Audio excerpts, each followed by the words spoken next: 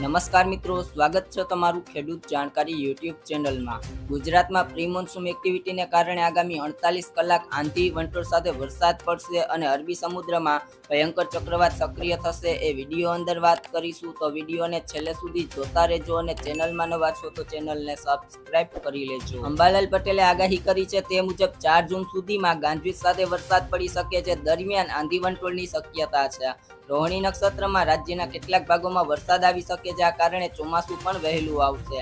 ગુજરાતમાં 7 જૂનથી 14 જૂન વચ્ચે ચોમાસું આવવાની શક્યતા છે। તેમણે 19 જૂનથી ગુજરાતમાં ચોમાસું આવવાની સંભાવના વ્યક્ત કરી છે। અંદમાન નિકોબારમાં ચોમાસું સત્તાવાર આગમન થઈ ચૂક્યું છે। ભારે ગરમી વચ્ચે હવામાન વિભાગે એક સારા સમાચાર આપ્યા છે। હવામાન વિભાગ અનુસાર એક અઠવાડિયું ચોમાસું વહેલું આવી શકે છે। હવામાન વિભાગ અનુસાર રેમલ વાવાઝોડાનો ભેજ અને અરબ સાગરના ભેજના કારણે 4 જૂન સુધીમાં વંટોળ સાથે પ્રી મોન્સૂન એક્ટિવિટી શરૂ થઈ શકે છે।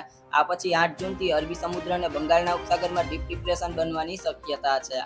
8 થી 14 જૂન સુધીમાં અરબી સમુદ્રમાં વાવાઝોડું બનવાની શક્યતા છે। દક્ષિણ ગુજરાત અને સૌરાષ્ટ્રના ભાગોમાં 7 થી 14 જૂનમાં ચોમાસાનો વરસાદ થવાની શક્યતા છે। ચાલુ વર્ષે ચોમાસું સારું રહેવાના સંકેત મળી રહ્યા છે। આ સાથે જ ગુજરાતમાં પણ ચોમાસું સમય કરતાં વહેલું બેસી જવાનું અનુમાન લગાવવામાં આવી રહ્યું છે।